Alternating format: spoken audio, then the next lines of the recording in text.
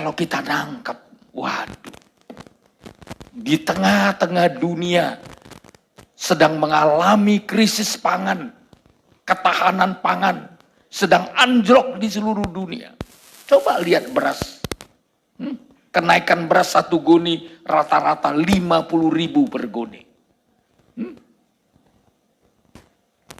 Sebentar lagi darurat beras.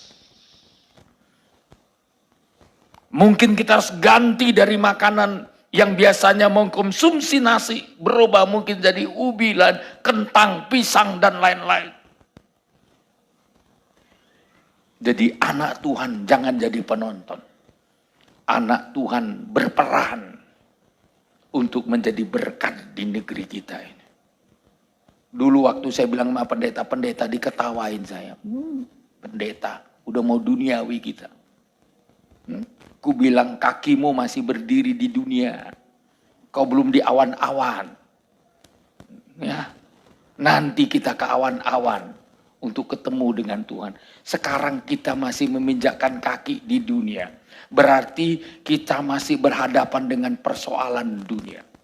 Masih berhadapan dengan soal makan dan minum. Berhadapan dengan soal ekonomi. Makanya kita nggak boleh berpangku tangan, kerja.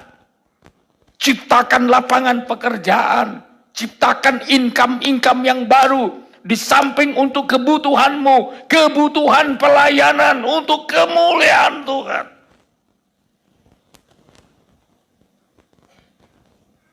Sekali lagi saya mau tekankan. Kita harus betul-betul di samping melepaskan diri dari kesibukan duniawi, pusatkan hidupmu kepada ibadah. Jangan terganggu ibadahmu. Supaya kehidupanmu dijamin Tuhan berada dalam kebaikan. Bahkan di Injil Lukas 21 yang di dusun jangan lagi pergi ke kota. Artinya udah ketemu dengan tempat yang tenang, damai sejahtera, jagalah damai sejahtera. Ya. Ketenangan dalam nikah, jaga. Jangan suka ngomel. Ya. Suami pun jangan suka. Ya. Sikit-sikit marah sama istri. Ya. Istri juga suka ngomel. Ya. Ini. Bantu suamimu. Ya. Jangan seperti di kota Medan. Tahu kota Medan? Ya, setiap kali suaminya ngasih uang, ya. Datang suaminya bilang sama istrinya, "Ma, mintalah sedikit, aku mau minum kopi." Enggak ada lagi, udah habis. Bisa masuk, nggak bisa keluar. Itu kesaktian Pak Joni. Baru dikasih gajian, ya. Pagi, sore dikasih. Pagi minta mau pergi dia kerja, nggak ada lagi. Ya, padahal nggak kemana-mana, belum belanja, saudara. Jaga damai sejahtera. Apa sih salahnya dibagi nih Pak? Ya, sekalipun nggak minta langsung siapkan Pak. Mana tahu nanti ketemu temanmu sarapan pagi. Ini Pak, ya, saya sudah ambil untuk belanja kita. Ini untuk Bapak, supaya nanti jangan malu. Jangan sampai suami pun minum kopi, tanya istri dulu. "Mam, bisa nggak minum kopi?" Aduh, akhir zaman. Sini nggak ada. Sini lancar semua saudaraku. Haleluya. Ya memang tujuan istri baik. Supaya jangan terlalu boros. Ya, tapi semua ada waktunya. Ya, saya bersyukur punya istri nggak pernah nangan-nangani saya. Ya, kalau saya mau makan pagi aja. Ya, nggak pernah ibu kembali bilang, "Pak, jangan terlalu boros, jangan banyak teman." Malah saya sepi rasanya nggak ada teman. Ya, malah kadang-kadang saya ajak, Yuk makan yuk makan yuk. Saya bilang, sarapan pagi. Enak ngobrol, sambil ngobrol, apalagi ngobrol hal rohani, ketemu sama teman-teman yang rohani, enak rasanya. Sambil minum kopi, ya. Malah saya sangat-sangat bersyukur dapat menikmatinya. Ini. Jadi saudaraku, sekali lagi, jaga ketenangan hidup saudara. Amin. Ketenangan nikah saudara, jaga. Ya, jangan terlalu banyak stres. Darah tinggimu nanti naik. Ya. Coba orang-orang stres, nggak bisa tidur. Yang pertama tensi pasti naik. Ya. Yang kedua gula, kalau penyakit gula pasti naik. Nggak usah tidur sudah, langsung naik. Yang ketiga asam lambung. Kalau udah asam lambung, aduh. Ya. Ini. Habis asam lambung nanti nekan ke atas kena jantung. Ya, dengan cepatlah dia pergi ke Rahmatullah. Asam lambung. Ini sekarang persoalan asam lambung ini ngeri nih loh. Ya. Saya dengar teman-teman, ya anak-anak rohani saya baru 40 tahun ke bawah. Kenapa meninggal? Asam lambung, Pak. Kok bisa kena asam lambung? Nggak tahu, Pak. Ya itu karena banyak stres, ya depresi, ya makanya dalam nikah kadangkala ya perlu saling menghibur. Amin.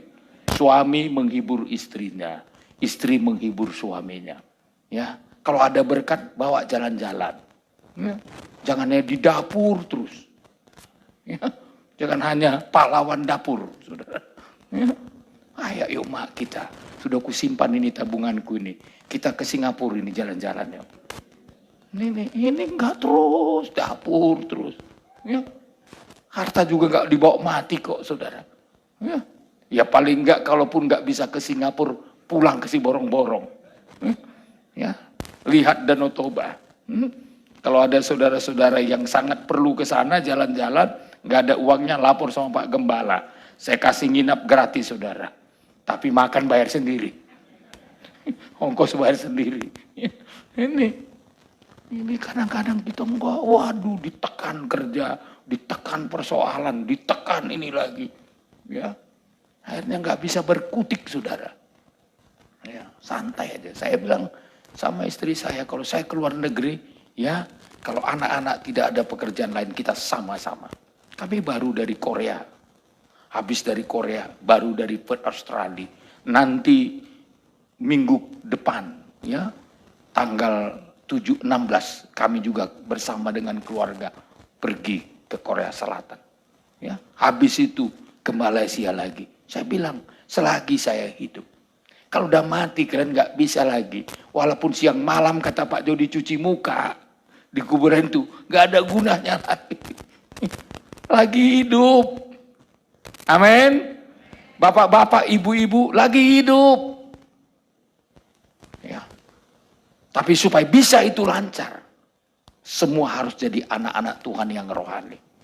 Supaya anak-anak tidak bikin masalah. Ya. Coba kalau bikin masalah, satu aja anak bikin masalah. Kalau ada 10 anak kita, 9 lagi terganggu. Satu aja. Tapi kalau semua rohani, semua menjadi penghibur dalam hidup kita. Haleluya. Nggak susah kita menasehatinya. Nggak kita susah mengarahkannya. Karena dengan takut akan Tuhan. Dengan mengasihi Tuhan. Dengan beribadah. Hidup mereka terjamin melakukan kehendak Tuhan. Sekali lagi saya tekankan. Jaga damai sejahtera. Kerjakan keselamatanmu dengan takut dan gentar. Yang kedua, hargai pekerjaan Tuhan. Apa yang dilakukan Tuhan. Ayat yang ke-13. Kitab Filipi pasal yang kedua. Ayat 13. Ayat 13. Ya. Karena Allah lah yang mengerjakan di dalam kamu baik kemauan maupun pekerjaan menurut kerelaannya. Iya. Jadi Tuhanlah yang memberikan kepada kita. Karena Allah lah yang mengerjakan di dalam kamu baik kemauan maupun pekerjaan menurut kerelaannya. Ingat, poin yang kedua yang harus kita hargai adalah apa yang dikerjakan Tuhan. Sekali lagi, Tuhan dapat mengerjakan yang paling sulit pun dalam hidup saudara. Ya, sanggup Tuhan mengerjakan.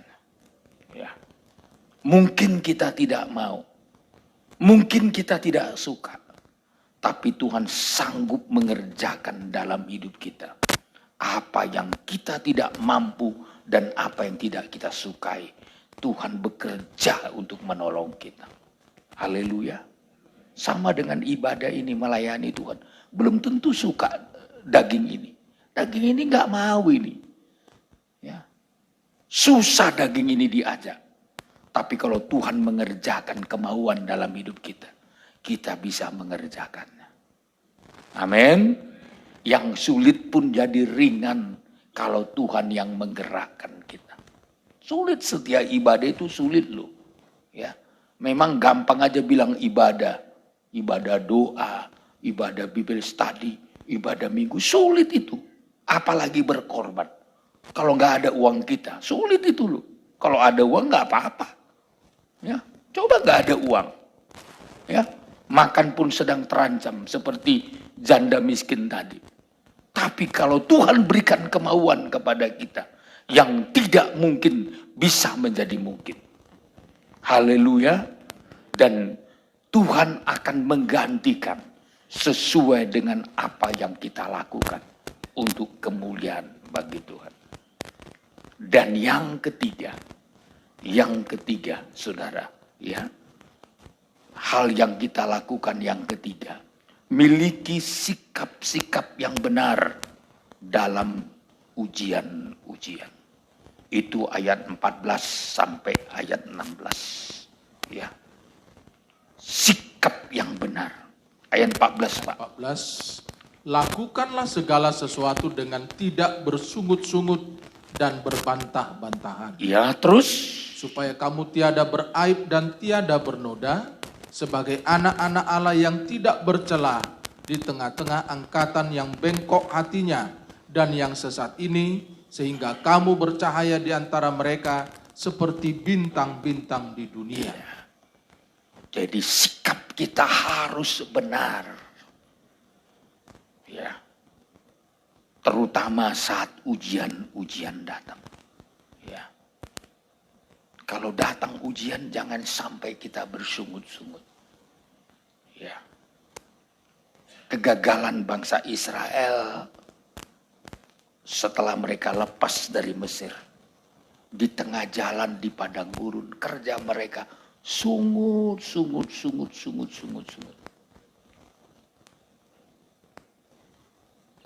Kalau orang bersungut-sungut di tengah-tengah ujian, Tuhan hentikan ujian itu. Ingat loh. Karena maksud Tuhan memberikan ujian kepada kita, biar kita naik kelas. Sama dengan kalau anak-anak kita sekolah. Ya. Supaya mereka lulus dari SD menuju SMP. Perlu ujian terakhir. Tapi kalau mereka bersungut-sungut gak mau ujian. Apa hasilnya? Mereka gak naik ke tingkat yang lebih tinggi. Kalau sikap kita terhadap ujian tidak benar. Kita berbantah dengan Tuhan, kita bersungut-sungut dengan Tuhan. Tuhan bilang, berhenti, gak usah kau ujian lagi. Tapi resikonya engkau tidak naik kelas. Jadi Tuhan itu memberikan kepercayaan kepada kita, berkat kepada kita, sesuai dengan ujian yang kita alami. Kalau Anda mau berkelimpahan, Anda mau sukses, Anda mau berhasil, Tuhan berikan ujian untuk membuat saudara dan saya dipercayakan berkat-berkat yang lebih besar. Lewati ujian itu. Miliki sikap yang benar terhadap ujian-ujian. Kenapa Ayub mendapat berkat 2 kali lipat?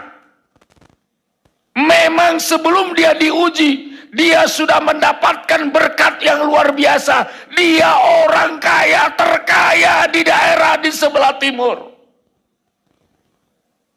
Setelah dia lolos dalam ujian, dia lebih kaya lagi 2 kali lipat dari sebelumnya.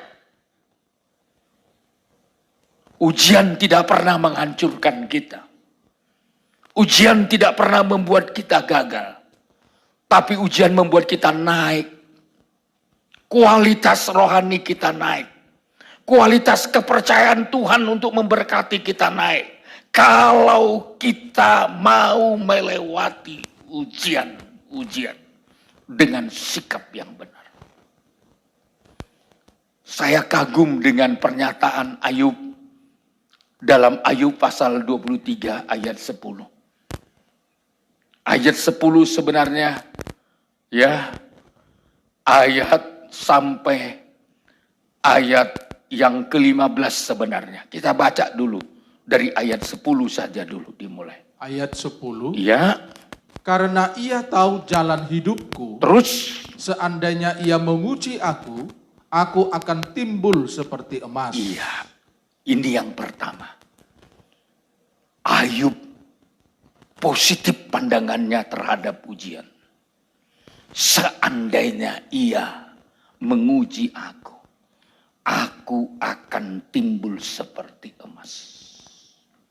Berarti ujian tidak membawa kita untuk gagal. Ujian membawa kita untuk berhasil. Haleluya. Amin. Saya yakin COVID-19 menguji banyak orang. Menguji jemaat, menguji hamba Tuhan. Tapi kalau saudara mengerti di baliknya itu, Anda akan keluar bagaikan emas.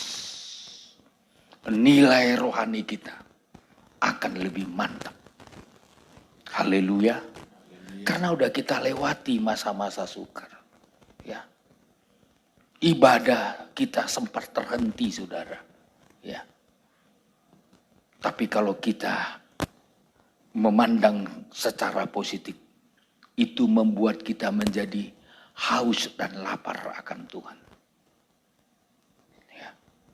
Setelah Tuhan berikan kesempatan seperti sekarang ini, waduh, sepertinya Tuhan memberikan jawaban dalam perkara-perkara rohani kita setelah kita lewati masa-masa sulit. Yang kedua, ayat 11. Kakiku tetap mengikuti jejaknya, Ya, aku menuruti jalannya dan tidak menyimpang. iya. Ayub berkata, kakiku tetap mengikuti jejaknya, aku menuruti jalannya dan tidak menyimpang walaupun di tengah-tengah ujian. Walaupun di tengah-tengah kesukaran. Ayat 12 ini bagian yang ketiga. Ya. Perintah dari bibirnya tidak kulanggar. Terus. Dalam sanubariku kusimpan ucapan mulutnya. Waduh. Di tengah-tengah ujian, dia simpan firman Tuhan. Dalam sanubariku kusimpan ucapan mulutnya. Di hatinya dia simpan firman Tuhan. Sehingga seberat apapun ujian yang dihadapinya, bisa dia lewati dan dia keluar sebagai pemenang. Ayat yang ke-13. Tetapi ia tidak pernah berubah. Terus. Siapa dapat menghalangi dia? Ya. Apa yang dikehendakinya dilaksanakannya juga. Terus ayat 14. Karena ia akan menyelesaikan apa yang ditetapkan atasku. Iya, dia akan menyelesaikan apa yang ditetapkannya atasku. Terus. Dan banyak lagi hal yang serupa itu dimaksudkannya. Iya. Jadi ujian adalah waktu untuk menyelesaikan tujuan Tuhan dalam hidup kita. Jadi bukan menghancurkan di kita. Tuhan mau menetapkan, mau menyelesaikan tujuannya. Kalau tujuan Tuhan memberkati engkau, lewati ujian, berkat itu akan datang. Haleluya. Lewati ujian, kebahagiaan itu akan datang. Ini poin yang ketiga. Sikap kita terhadap ujian harus benar. Kalau kita tidak bisa menerimanya, malah kita bersungut-sungut. Resikonya Tuhan hentikan ujian itu. Dan kita tetap tidak akan naik. Jangan sampai Tuhan hentikan ujian itu karena kita mengeluh. Jangan Tuhan hentikan ujian karena kita merasa tidak terima. Bersungut-sungut. Tapi bilang sama Tuhan, ngomong sama Tuhan, lanjutkan ujianmu kepadaku sampai aku keluar menjadi pemenang. Haleluya. Mau jadi pemenang? Lewati semuanya. Ya. Dan yang terakhir saudaraku, ya, persembahkanlah persembahan yang berkenan kepada Tuhan. Itu ayat 17 sampai ayat 18. Ayat 17 sampai 18. Ya.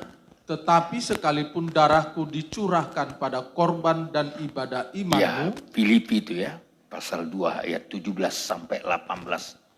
Ya. Silakan Pak, sekali lagi. Tetapi sekalipun darahku dicurahkan pada korban dan ibadah imanmu, ya, aku bersuka cita. Aku bersuka cita terus. Dan aku bersuka cita dengan kamu sekalian. Iya, aku bersuka cita dengan kamu sekalian. Terus. Dan kamu juga harus bersuka cita demikian. Dan bersuka citalah dengan aku. Iya. Jadi Filipi 2 17 sampai 18. Miliki dan persembahkanlah persembahan yang berkenan kepada Tuhan. Itulah sukacita. Walaupun saudaraku sampai darahku dicurahkan pada korban. Dan ini tetap membuat Paulus bersukacita. Bersukacita. Jadi korban yang benar, korban yang berkenan, lakukanlah dengan sukacita. Walaupun yang kita persembahkan, penderitaannya luar biasa. Sampai darah kita tercurah. Sampai taruh nyawa. Tapi tetap sukacita. Kalau itu kita bisa lakukan, kita akan sukses memiliki keselamatan yang Tuhan janjikan kepada kita. Amin. Kerjakan keselamatan dengan berbobot ibadah, ya, dan hargai apa yang diperbuat Tuhan. Dan yang ketiga, miliki sikap yang benar terhadap ujian. Dan yang keempat, persembahkanlah persembahan yang berkenan kepada Tuhan. Saya yakin kalau itu kita lakukan, Tuhan pasti menyelesaikan tujuannya dalam hidup kita. Tuhan gak mau gagal, Dia mau saudara berhasil sampai selesai tujuannya dalam hidup kita semua. Haleluya. Kita tutup Alkitab kita. Kita datang pada Tuhan. Kita bersyukur kepada Tuhan. Kita punya Tuhan yang baik. Haleluya.